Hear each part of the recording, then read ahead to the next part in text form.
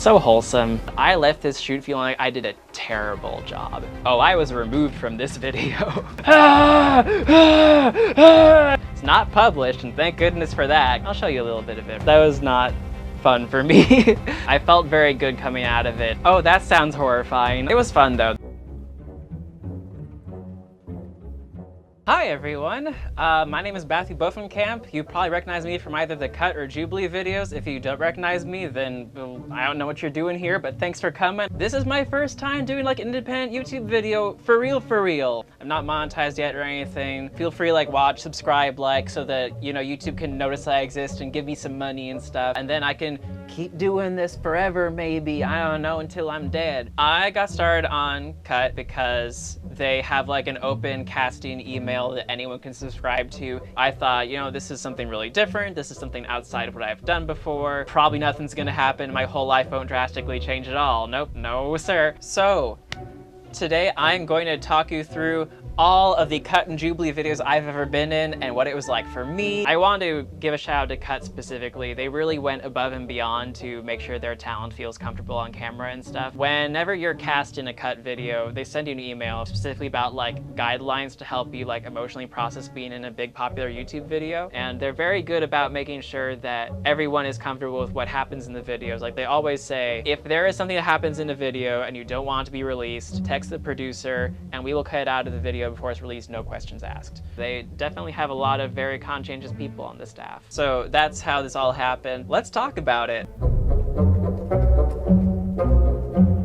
Okay, so first video ever. I really wanted to just like be prepared. I was not. I was so nervous. I swear to God, I peed so many times that day just out of sheer anxiety. Like every hour I was in the bathroom, urinating up a storm. I think it definitely showed that I was nervous on camera. The main reason why I was nervous was because I didn't really know what was going to happen when the video came out. Like I didn't know if I would reveal some detail about my sex life and some older family member would be like, my grandbaby knows what sex is? How terrible, I think I'll die right now. That did not happen. That's never happened because of a video, but I was really nervous that it would, you know? And I think I talk like a straight person a lot, and I wanted to sort of hide that, and I didn't want to like accidentally use any like straight slang on set, you know? It was probably my favorite moment of the entire lineup. It didn't make it on the screen, but I was talking to Timmy and he was asking me if I'd ever like put anything in my butt in a sexual way, and I was like, no, I haven't do that. He was like, come on, just a little bit. And this is what I said, I swear to God. I said, bruh, I bleed like every time I poop. Ain't nothing going up there. And he thought that was really funny, but then he was like, wait, did you say bruh? You're straight. And I was like, oh, he got me. My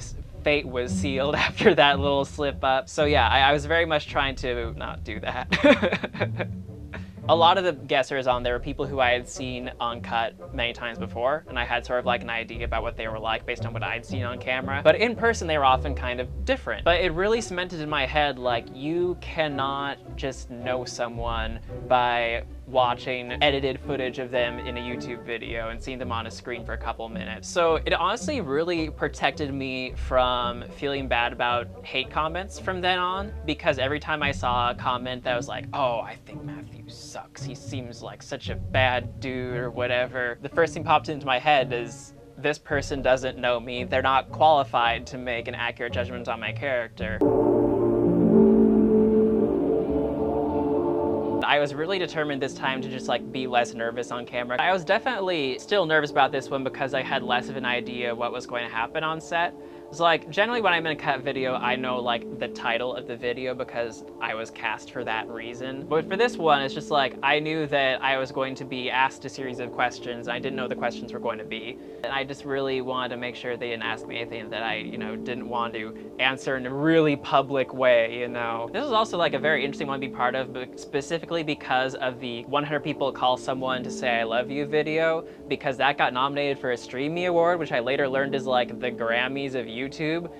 So like, hello, I guess I peaked really soon, because let's be real, that ain't gonna happen again to me. So I can call myself like a Streamy nominated YouTuber when I really want to like gas myself up too much, even though I was only in the video for like 1 or 2 seconds. let's be real, this is the real reason you clicked on this video, right? You just wanted to hear me talk about this one. Everyone does, it's okay. I always grew up being really interested in like the world and different cultures and geography and stuff from a very, very young age. We're talking like maybe 3 to 4 years old. Like my parents were starting to teach me geography and stuff because they knew that I wouldn't really be learning it in school. And I loved it. I loved hearing about different places. I loved learning about different people. Like all of these flags that I have here, I've had since I was little. I grew up in a really diverse area. Like my high school is only like 20% white.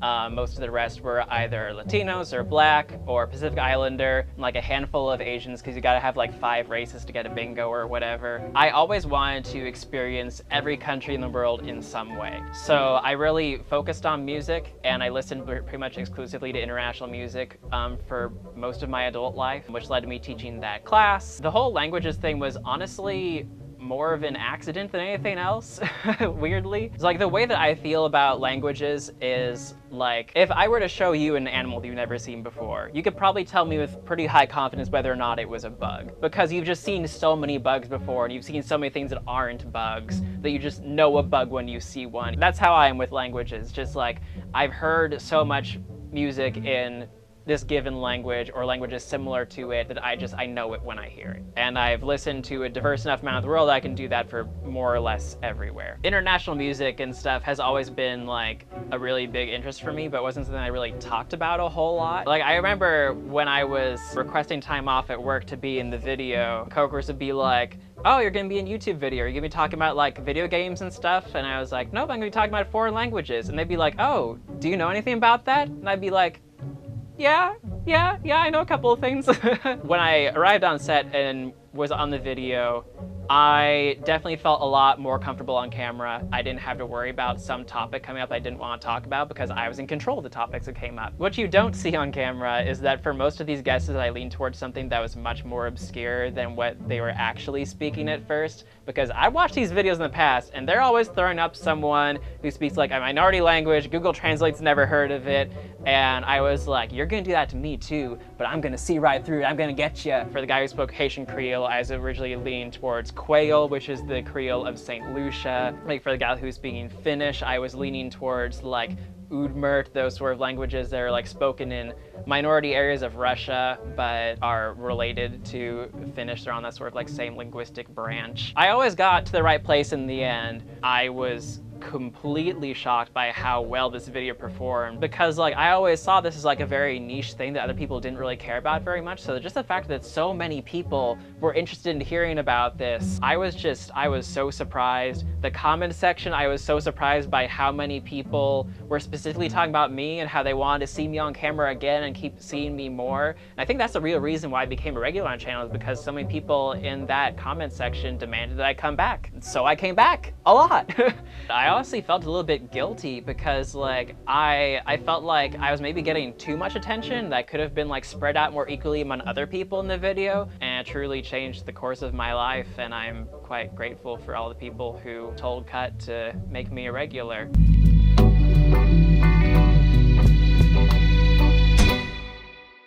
Now you're probably seeing this and you're thinking, I don't remember Matthew being in this video. And that's because I was removed from it. Not for bad behavior or anything, I just wanted to get dramatic for a second. I came on set with my ex who I dated in high school. The air was very much cleared. It was just, the interaction tone was just like, it was too wholesome. It was such a dramatic tone change from everything that was happening with the other couples on set. It was just too jarring, so they removed us from the video entirely. I guess we're winning at the exes game if we're too wholesome to be in a video like this. Like, good for us, the representation that all exes needed.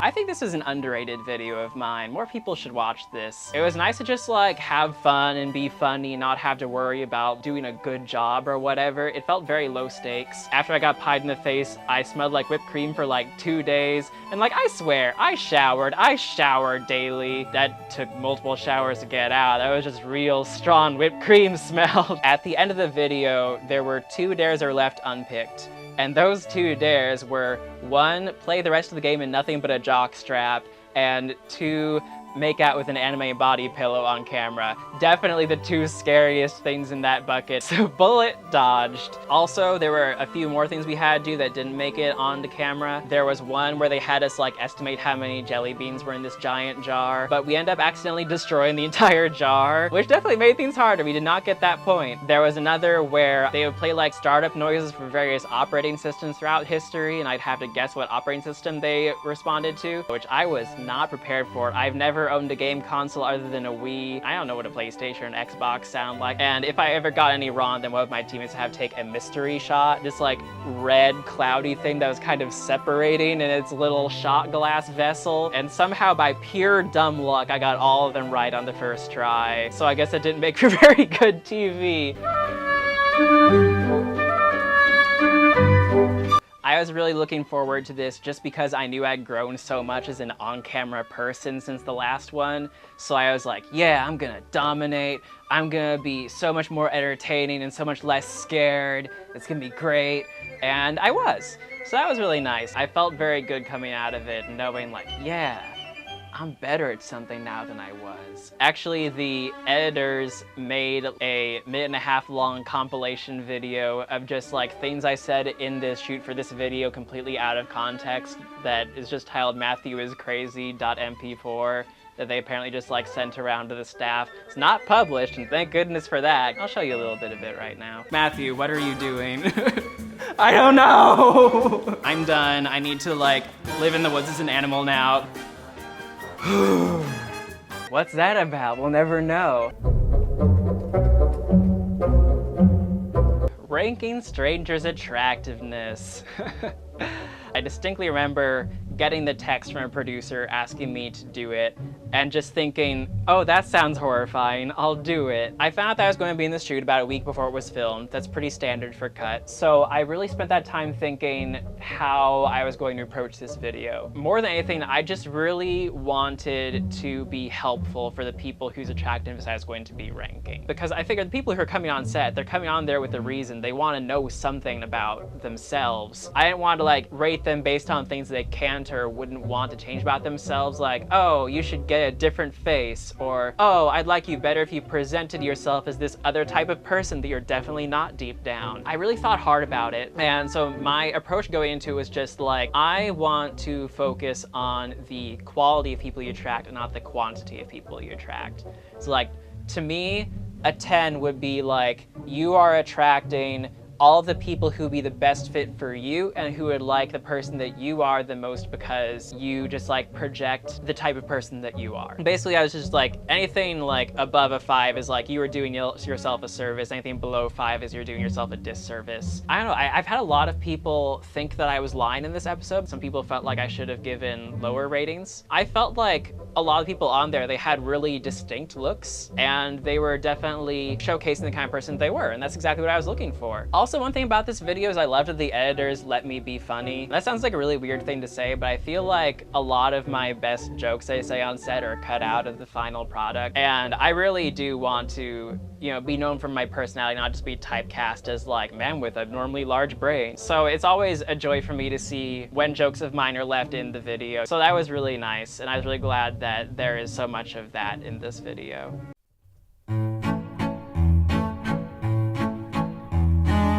This was the first time I'd ever been in a video of a format that had never been done before, so I didn't really know what was going to happen. It felt very fun to be like a pioneer of a new video format. It was really cool just to like be on set with a bunch of people who had all been in cut videos before, because every single person in this video had been in at least one cut video before who was in the line. I don't get to meet the other cut people that much. Basically, like if you haven't seen me and another person on screen at the same time, we've probably never met in person before. Even like when we're guessing the lineups, like if I'm a guesser in a lineup, I probably never met or even knew who the other guesters were until the video came out. Generally, the way those are filmed is that there are time slots, like one guesser comes in for a couple hours and does their thing and then leaves, and another guesser comes in for another couple hours and then leaves. So we don't really meet each other. The way I see the other cut regular people is I always think about them the same way I think of like important people in my industry. It's like, we've never met, but I hope you know that I exist and I hope you think I'm cool. Also, it was just really fun to see like a first kiss happen right in front of you. Like that doesn't happen very often. This is just a really fun thing to be a part of. I knew that there were already going to be expectations for me specifically because I've been in one of these videos and showcased that I know a lot on the topic. I think this was also the video where I really learned a lot about why it's pretty hard to be a guest in a lineup for reasons I'd never considered before, because this was the first time when I guessed when like the questions I asked actually mattered. What was really hard about this was, one, because time is so limited, like I maybe had around 10 minutes with each person. That's both for the guessing and talking about the correct answer afterwards. It's not a lot of time. So there absolutely cannot be like periods of dead air on camera, which was difficult because a lot of my strategy for asking questions like this and trying to guess things is to ask one question, but really what I'm trying to find out is something else that I'm not telling the other person I'm looking for on purpose. So I need to think about that silently. I don't really have time to think about that because I have to always be talking. And if there is dead air, then the director will just like suggest a question to fill in the space. There are certain questions I wanted to ask everybody, but that's the thing, is the audience is just seeing me ask the same questions over and over again. That's not very entertaining. So I had to essentially ask every single person a different set of questions, even if there are things that I really needed to know to like be able to do the best job I could. Which like, it makes sense, but it also made the process a lot harder for me. The Dilemma's a new Jubilee show. This was my first Jubilee video. This was around the time when I moved from Seattle, where Cut is based, to Los Angeles because I was working for a company that was based down there. So it was really cool to be part of this and see just like how a different company handles it, because like I expected it to be pretty similar more or less. Jubilee, I was really surprised when I came in by the sets because they are huge. There was a huge set. This video was filmed in this like giant room that was like stories tall, high ceilings. I was really shocked by how much space there was and how much money Jubilee must have to do this. Definitely like the stakes of this video felt pretty high just because it's like some person would come out and be like, nice to meet you. Here's this really heavy problem in my life, solve it. And we were just like, because we didn't know what the problems were going to be before we got on set. But it was really great. The other like empathy experts and I, we got on super well. We actually like all came together for like a watch party when the video came out. I still talk to a lot of people in this video pretty regularly. It was so wholesome. I was glad I did it. If you were alone in a room with an intersex person, what would you ask? The person I was asking questions to was someone who I had known for a very long time. Like Johnny and I had gone to middle and high school together. We were like in band class together when we were 12 years old. That's how we met. Neither one of us and the Jubilee team did not know that we were people who knew each other and were on set together. I found out a couple days before because I was cast in the shoot, and I thought the intersex community, they don't get a lot of attention in the media. This could be like one of the only times when they really get to have what they say be said.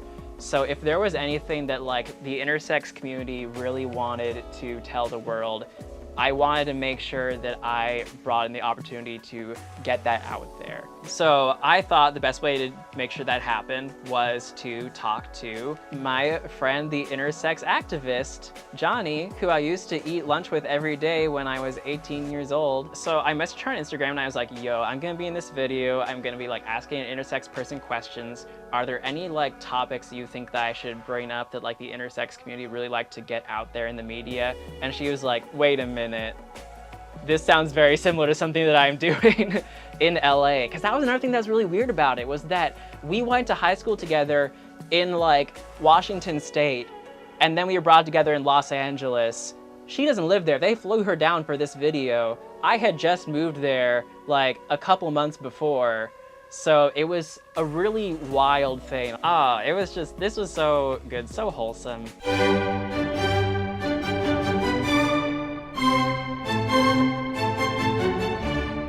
The truther drink. This is the day when I learned it only takes one shot of whiskey for me to completely overshare about everything. It was fun though. The vast majority of my time on set with my ex was just us like talking and laughing and having a good time together. Things are very, very good between us and have been for years. Like even Blaine, who directed this shoot, was like, oh yeah, you two seem really great together. You should hang out more often. And I was like, yeah, Blaine, we should. I just don't live in the right state. But definitely a lot of people in the comments sort of got the idea that like I was the victim and that my ex was like, you know, a bad person in some sort of way, shape, or form, which like, don't do that. Don't think that. If there's anything that happened in our relationship, like that happened when we were teenagers a million years ago, you know, it is very easy to see someone on camera for a few minutes and assume you sort of like understand them as a person. And, you know, it's like I said before, it's like you really can't judge someone based on that limited exposure. That was actually one of the main reasons why I didn't really share this video very much on like my social media or anything, was because I just didn't want more people to pile on the scolding train against my ex when they don't deserve that at all. The video is definitely like a fun thing to do, but you know, be nice to my friend. How old are you? I'm 19 years old. How can you be called a genius so early? But it was really interesting to talk to someone who had been through all this, because like I was often seen as like a child genius when I was a kid. I was definitely always seen as the smart kid when I was a youth. For a long time, like when I was pretty young, I really liked it. It was like my entire personality. But like when I was in high school and I was like, I figured it out. I figured out how to be funny. This is cool. Pay attention to that instead. And a lot of people were just like, no, you're just a smart person and nothing else. And it was interesting to hear sort of like the parallels between that experience and his experience, and that he also had some issues with like not being seen as maybe as multifaceted as he was. How people kind of misinterpret him as just being like having the biggest brain on the block. It was really more about just like his favorite thing to do with his free time is just to write code. Because like it's a road that I maybe could have gone down on if things were a bit different.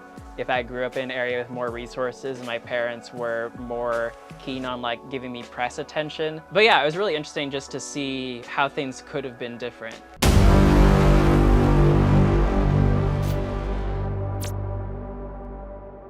Once I was cast, I was like, I need to win. I need the money. I was cast in it maybe a couple weeks after I was laid off from my job. Since I was then unemployed, I was really worried that I was going to run out of money and that I would not be able to support my having a home and food on my table and stuff. That was something I was really worried about. I need all the extra cash I can.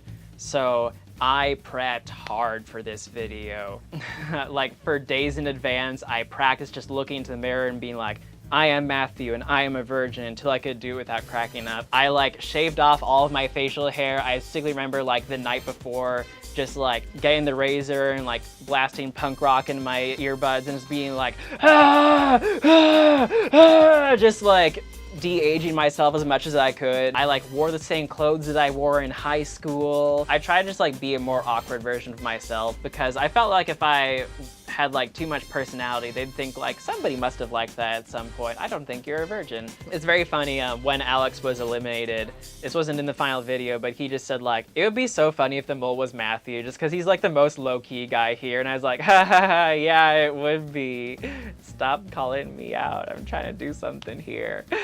And then I won. I was really glad also that I got to like get my message out. No matter what you look like, there are plenty of people who are into that. It's just up to you to find them, treat them with respect, have good hygiene, you'll be just fine. Because this is something that I really wish more people had communicated to me when I was young, when I was a teenager or something, because I felt for a long time that like because I had messy hair and glasses, I would not be attractive to any women ever. And I think that's something that a lot of people who look like me experience. Also, just the aftermath of this video was really entertaining to me. I got contacted by a couple of Twitch streamers to like go live on Twitch with them and give dating advice to their audience.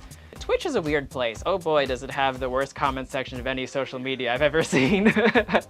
It was very split between people being like, this is so great, thanks for the help, and people being like, he's so ugly, I can't believe it. Which doesn't bother me. I'm old and secure enough that I cannot, you know, be swayed by such things. Definitely an interesting thing to do, for sure. This was the first time I got a Cody Co reaction out of one of my videos. That's like one of the big things that people ask me when they find out that I've been in like Cut Jubilee videos. They always ask like, oh, has Cody Co reacted to anything you've done?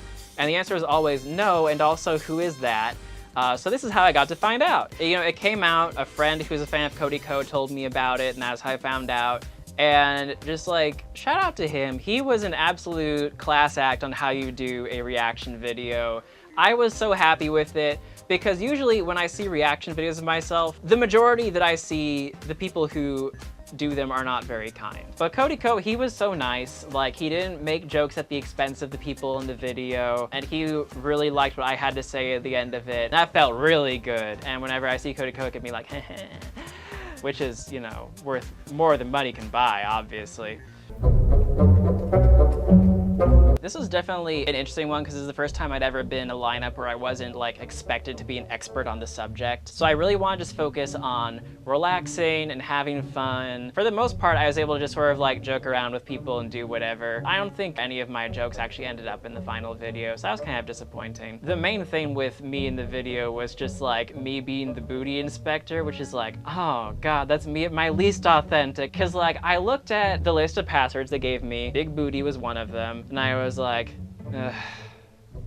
I had to figure out who has a big booty now. I guess that's the game that I have to play today. I'm the kind of person where I hate being objectified sexually, so I'm very, very conscious to not do it to other people. And now it's just like, you have to do it. And it's like, well, crap, y'all, okay, but So I had to like ask every single person to like turn around, show me the goods. I always made sure I got their consent first, made it very clear if they didn't want to do it, they wouldn't have to do it. And some of them definitely said, I don't want to do that. And I was like, yep, me neither, pal. Even when they did turn around, every fiber of my being was just like, look away while it's happening. And so I was, and they finished turning around and like, wait for their assessment, you know? And I'd be like, internally just like, I didn't even get a good look. I don't know what to say. I don't remember how big your booty is.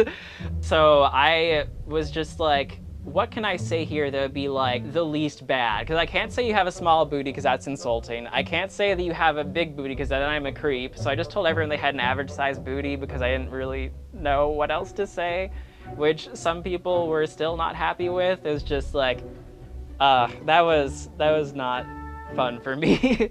But the rest of the video was fun, apart from that. You guys voted on a poll that ranked these people from least attractive to most attractive. It's their job to figure out who was placed on top. Let's see if they can find the one. Oh, the 100. This is another one where I got to be kind of a pioneer because, you know, they'd never done a video like this before on Jubilee. But yeah, it was a really crazy day. Nobody really knew what to expect. Really interesting conversations that took place about a lot of different types of people talking about how they feel about their own attractiveness and how their own attractiveness or lack thereof has affected their life. I definitely heard things I didn't expect to. Like, I talked to this one woman who was like drop dead gorgeous, easily like model type. And she was saying there are days when she feels like she looks stunning, and there are days when she feels like she looks so unattractive that she shouldn't even leave the house. And I was just like, wow, I never feel like that, and I'm way worse looking than you are. And it was just so interesting to me that someone who's that attractive can feel so ugly that they should just stay inside. It's not your job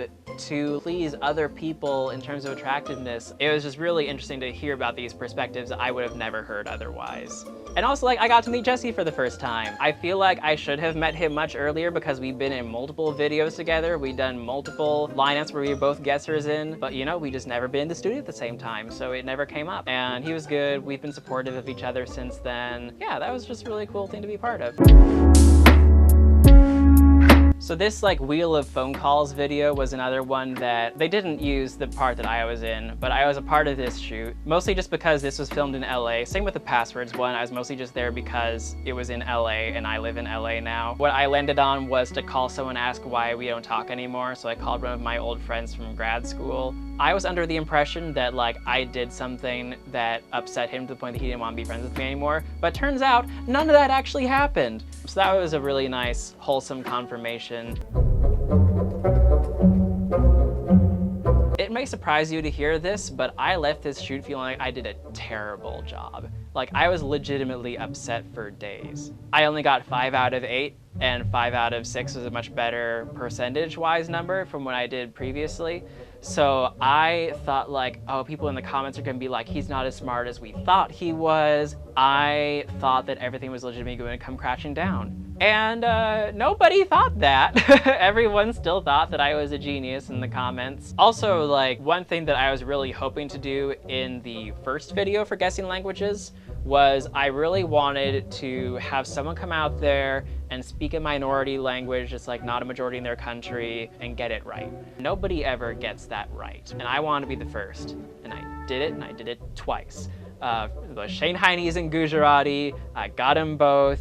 That felt really good in the moment. I definitely got very nervous on set once I realized I was getting more right than I usually do. In both the first guest language and the guest country video, I got the second person wrong, and this time I didn't get the second person wrong. It really sort of got in my head like this could be the time when I actually get them all right. It's like the next one that came out was Romanian, which my guess was definitely the least right on that one, and I do think a lot of that was because like I was attaching these huge stakes to myself and just made me more nervous, made me jump to conclusions and do a bunch of things I would not ordinarily do on camera. I always know Romanian when I hear it, so I was really shocked that I didn't get Romanian right on set. And I was like, oh my God. I think that was part of the reason why I was beating myself up so bad about that, was because to me, like, Romanian is an easy one. But then like people said in the comments that his accent was very American, and I was like, oh, okay, that makes sense now. I'm absolved.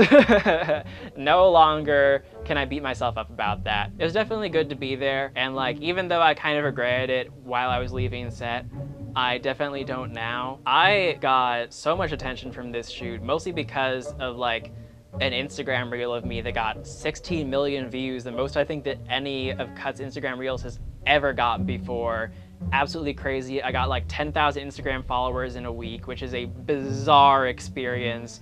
And also the main reason why I'm doing this right now. So if you're one of those 10,000 people, you made this video happen. You did that, right? That's all the videos so far. But in the end, just genuinely, thank you for listening to what I have to say. It's hard to broadcast what you have to say to the masses like this, and very few people have the opportunity to have that happen to them, and I always assumed that I would not be one of those people. You've all kept wanting to hear what I have to say, and I really deeply appreciate and value that. So thank you a lot. I'm gonna be making more videos. I don't know for how long. I definitely want to release at least a few before I decide whether or not being a full-time YouTuber is something that can keep a roof over my head and food on my table. And I encourage you to subscribe if you want to. If you don't want to, that's fine. I'm not a beggar. I don't know what's going to be happening here for the most part, but I will promise you that I will always lead with authenticity and kindness no matter what. Honestly, please just like leave a comment telling me what kind of videos you'd like to see from me, because like I am so open to suggestions at this point. I didn't really think that someone like me could be a YouTuber. Interpret that however you want, so it wasn't really something I ever thought about, but absolutely, tell me what you want to see from me and we'll see what happens. All I really want is just to like be entertaining. We'll leave it open-ended. Also, feel free to send a donation if you want. I have a buy me a coffee link in the description, so you can send me like a few dollars if you want to. Shout out to M, who already did that. M, I don't know you, but you're my favorite. As I've mentioned before, like this channel is unmonetized, so I don't really have any income coming from it right now, and so that would be a really good sign that I can, you know, keep moving forward with this and keep creating good content for you, hopefully, until I either die or become boring or don't want to do it anymore. That's all I gotta say at the moment. Whoever you are out there watching this video, I hope you're doing okay. And if you aren't, then I see you, and I'm rooting for you. Thanks everyone. Take care.